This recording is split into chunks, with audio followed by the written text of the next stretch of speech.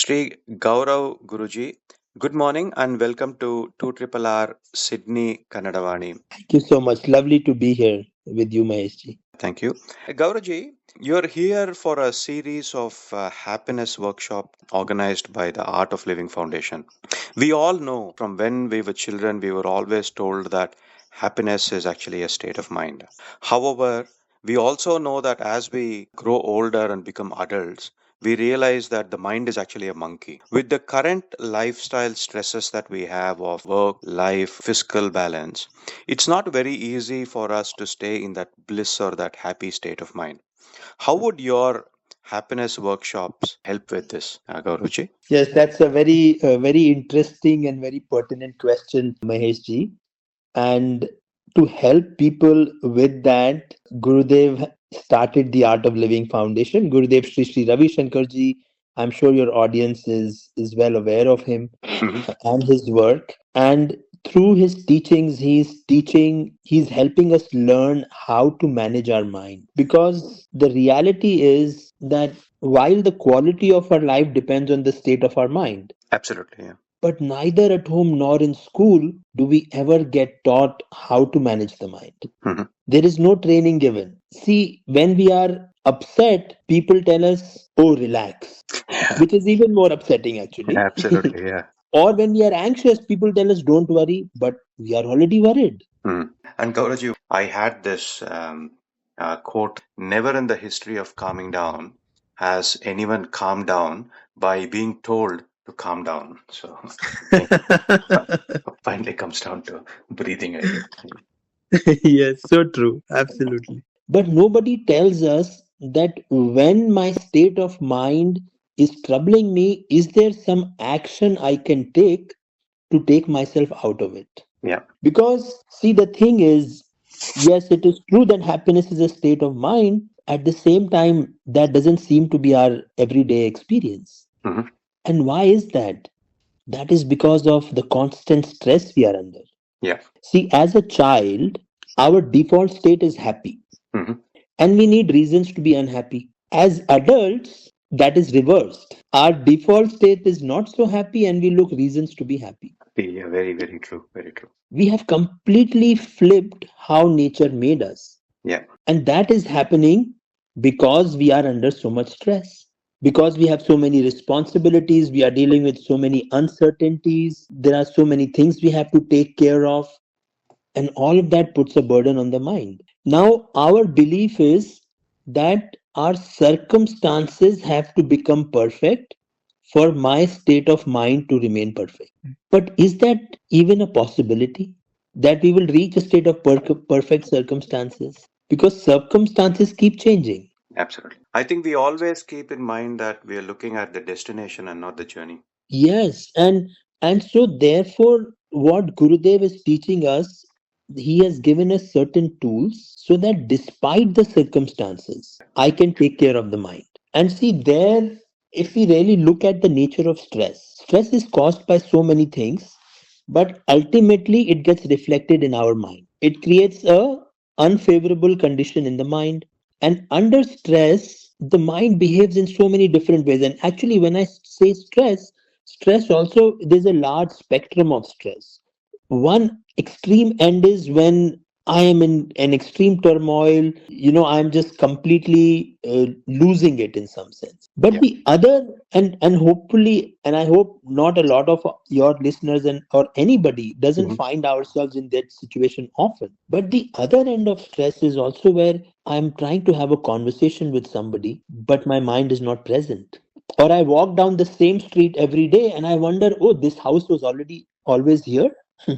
That is also a form of stress when my yeah. mind is not present. I think there And are a if lot of distractions as well, right? Social media being one of them, whether it's Instagram or YouTube or TikTok, and there's so much of stimulus to the mind. And I think it makes it very difficult for us to, for the mind to remain static. exactly, right, you're absolutely right. See, in fact, if we closely look at our mind, it is usually swinging between past and the future, Yeah, absolutely, yeah. right? And rarely does it stay in the present. Mm, mm, mm. And all the trouble in the mind starts when it is either stuck in the past or stuck in the future. Future. Yeah. When it is in the present, the mind is totally happy. Say, for example, and I'm sure you've experienced this, Maheshji. Maybe you are having an interesting conversation on your radio show, Yeah. or you are in your kitchen or in the garden, or you're doing some work where 30 minutes go by, but it feels like only 5 minutes. 5 minutes. Yeah, indeed. Yeah. And when that happens, it is so energizing. And in those 30 minutes, our mind is totally with whatever we were doing. That is the mind in the present moment. But usually it is not like that. Yeah. Usually, constantly the mind is swinging between the past and the future. Yeah. And see, when the mind is stuck, the mind is stressed about the past, it brings emotions like anger, regret, guilt, shame, or the mind is worried about is concerned about the future, then there is anxiety, fear, uncertainty, Very, and very true. between these two states we keep swinging. But the thing is, see, if I find myself either I'm really sad about something, I'm really worried about something, then can I force my mind out of that? That is not possible, right? We cannot say, oh, I've been worrying so much about this situation, now let me Mhm. stop worrying, no more worrying. It doesn't work. Or for example, you're trying to sleep at night and we know the alarm is will go off in another 4 hours, and my mind is busy and I'm telling myself, come on, let's sleep quickly, Indeed. Indeed. but the sleep doesn't come, Yeah. right? So why does that happen? Why is it that my own mind doesn't listen to me? See, that mind is the most important tool we have. And under stress, when I need the mind the most, the mind stops listening to me. I lose control over my mind. So how does your program on November 21st to 23rd? So it's actually a 3-day event. So where we can empower ourselves to live a stress-free, purposeful life. So how does this help us achieve that, Gauravji? Yes, exactly. So see, if you are saying we cannot force the mind, if we that we are, don't have a control over our own mind, why is that? Why is our mind doesn't listen to us? Because we are trying to control the mind with the mind, and that just does not work. We have to try and control the mind through some other way, and the other way, one of the most powerful ways, is through the breath, because the breath is always in the present moment. Yeah. See, no matter how busy I am, I cannot say, oh, I will breathe on the weekend. The breath in the present moment fully reflects what is happening in my mind. So, as my Absolutely. state of mind changes, my Mhm. breathing changes. See, when we are angry or upset, the breath is short and shallow. Shorter, indeed. When somebody is very anxious, they can even struggle to breathe. So, with every emotion, the breathing changes. But luckily, it's a two-way street. So, with every emotion, the breathing changes. But if I know the right breathing techniques, I can use them to influence the state of the mind. And that is exactly what we are doing in the art of living through the breathing technique called the So Sudarshan that, Kriya uh or the sky breath meditation. okay, okay. That is why the sky breath meditation is so effective, Mm. because it uses the powers of the breath. See, mind is abstract, very difficult to control. Breath is physical. True. And the beauty with the sky is it is not a concept I am sharing with you, it is rooted in science.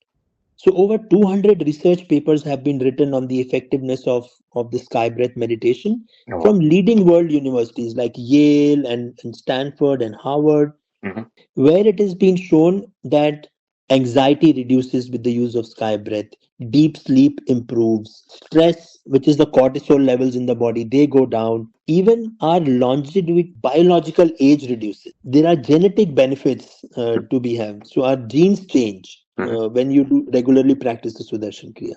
Yeah. So that is what, to answer your question, that is what will happen in the program on the 21st to the 23rd of November, Okay. where people will have the opportunity to learn the Sudarshan Kriya. And the beauty of the program is that we teach you the Sudarshan Kriya, but then we give you a home practice. And that is only 15-20 minutes of a breathing routine, which can be used on a daily basis. And then as you use it regularly, tremendous benefits come from it. And how long is this program for each day, Gauravji? Yes, so it is 3.5 hours each day. Yeah. It is outside of typical working hours, Mhm. and that's how it is done. Yeah. All right. So that is the 21st to the 23rd of November at Cromer. And That's right. yeah. So it will be Friday evening and then Saturday and Sunday morning. We can contact Bharati on 0431533179 or Lian on 0400 for further information and also for registering for this happiness program. And thank you kindly for taking time out of your very busy schedule to talk to 2RRR Sydney Kannada Vani.